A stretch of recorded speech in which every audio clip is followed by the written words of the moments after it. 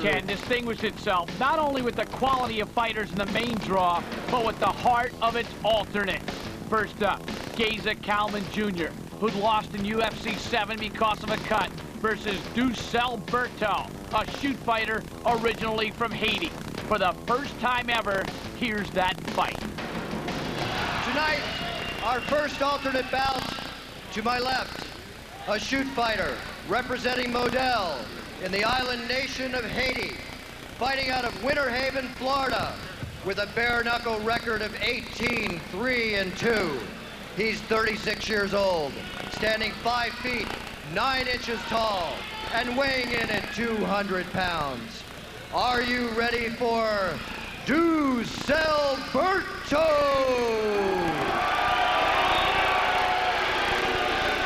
On my right, a catch-can wrestler and veteran of UFC number 7.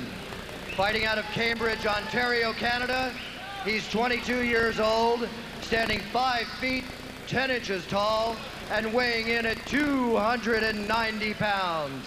Please welcome the big dog, Geza Kalman Jr.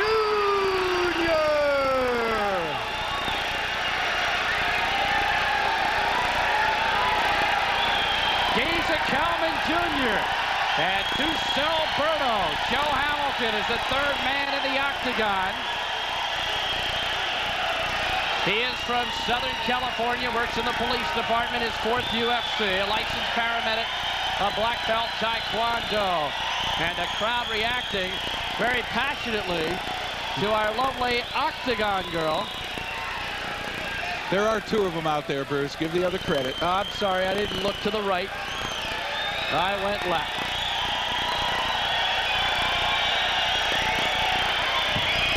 All right, we're set to go. Joe Hamilton checks in on the 2 fighters. Let's get it on! Unless there's some kind of roundhouse one shot here, they're going to the ground, and you can see both were going to shoot. It's a matter now of who's got the better wrestling skill and who is better in the mounted position. Geza tries to trip Berto. A knee to the groin by Geza.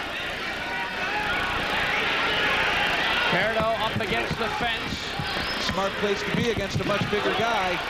Kalman tried to take him down, but Berto ends up on top. And starts trying to chop away at the big dog. Big dog's going to hang on to the head. Purpose of the guard, don't give your opponent any room to strike down on, and look for the openings to put submissions, whether it be choke, armbar, or some form of leg lock. And of course, Geza can use an old-fashioned wrestling move called an escape or reversal. Oh, bang, like he just did. By Geza. And using that weight, Jeffrey. And here comes what he calls his money hold. He wants to hook the chin, pry that upper arm out of the way, and he'll use his fist to try and just hammer away at Berto, but Berto turns his back. Now here we're a good submission wrestler, but go ahead and choke. And Geza pounds away at the back of the head of Ducel Berto. Geza continuing to work and showing some athleticism for the big man. Well, he's in what we call the spin position. Normally in wrestling, he'd spin behind and start to work for a fall, but here, a front headlock, turning it into a choke. Any kind of knee to the head, an elbow coming down on the head. That's not going to work, and they're back on their feet. And another shot from the knee of Geza Kalman. Well, power goes to the big guy. Geza's definitely got the power. He seems pretty confident now out there. The big question is, they're both big. They both have larger midsections, and you have to wonder who's in the better shape, who can last. Geza missed a number of punches, but he scored with the knee to the head. Geza's very active. This could be a tactic of Berto playing a sort of rope-a-dope style of trying to absorb some punishment. Geza hasn't hit him with a big shot yet. Headbutt by Berto. Smart move with that gash, that previous gash, Bruce, on Geza's head. Right. But it is healed up pretty good, and it obviously hasn't done any harm. Took 16 stitches to close it up, Jeff. Now here's a guillotine choke. Oh, Geza trying to sink that choke in against Berto. It's not in well. Nope. Exciting. These guys are big and they're really putting in a lot of action. This is tremendous. On their feet. It's Not the most technical fight, but in terms of heart. Yep. And there's a little bit of a short punch just to let him know that he's still working. I don't know if Berto's got the pure power here to throw Geza down. Well, right now he's biding his time. I think what he wants to do here is kind of gather up some energy and get him in a position he wants. And those are some shots. You bet, those are good shots. Single leg. Let's see if he can finish it. Berto shoots the leg, but the big man, he's resilient against that fence. Good sprawl, good weight. Obviously that mass hard to lift up. A knee again by Kalman, almost just like keeping him at bay. Back to the head. Now it's a chess match on their feet to see who will make the next big move. Has to be careful with the fingers around the eye. Over 3:30 in. Turn into the fence. There you go.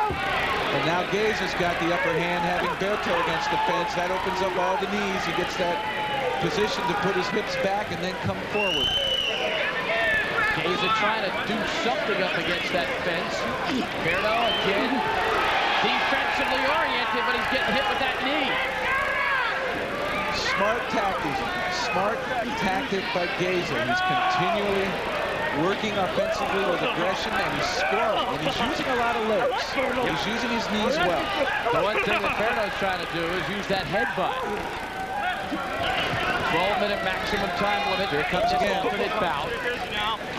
Anytime he gets some room there with the head, he's using it. No cuts on Kalman. Trying to use that chain link fence to his advantage.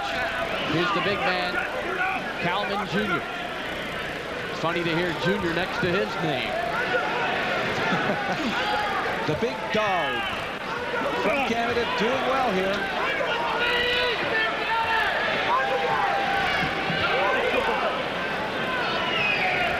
This is where their lack of real mobility hurts them. Oh, Berto tried a little bit of a move, but Kalman stayed right with him. And a headbutt by Berto. And he targets that gash that he had opened against Joel Sutton in a previous UFC.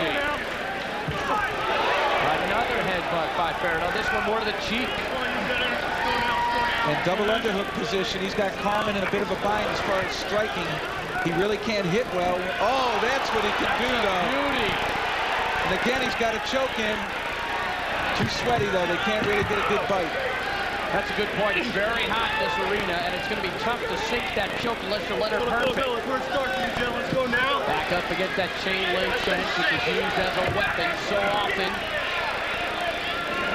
Fighters will wrap their fingers, sometimes their toes through those openings. And the idea here is to keep Berto upright, making him a much easier target to hit with whatever he chooses to strike with. Oh, right hand by Geza. Oh, that one got him. Look and out. I think that's going to stop it. That's going to do it. Joe Hamilton stepped in and ends it as Geza Kalman wins the fight. Let's have the doctors look. Let's get to your side.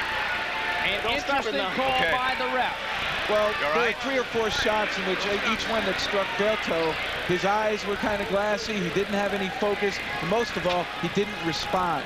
And in the interest of safety, he was in a lot of trouble. They stopped the fight. Jeffrey, here's the way it ended with Geza on his feet, landing those couple of good blows. And here you see, there's the right. You can see his knees wobble. Left hand, right hand. And at that point, the referee had seen enough. He did not want Berto to get hurt. He was definitely in trouble. Another one here, prying the head up. He missed with the left, but here comes the right, and that caught flush. And look at his knees buckle. Gets back up. He wants to cover up, but can't. The left gets in, the right over the head. And at this point, when he turns his back to the striker, that is not a healthy situation. Good call. They stop it. That was a correct call. And let's have a hand. So Geza Kalman wins it at 5:56. A flurry of punches. Referee stops the contest, and the big dog with the big win.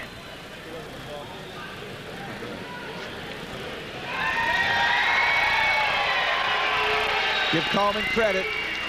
Good puncher, good wrestler, and he used his knees effectively. Probably the best knees we've seen.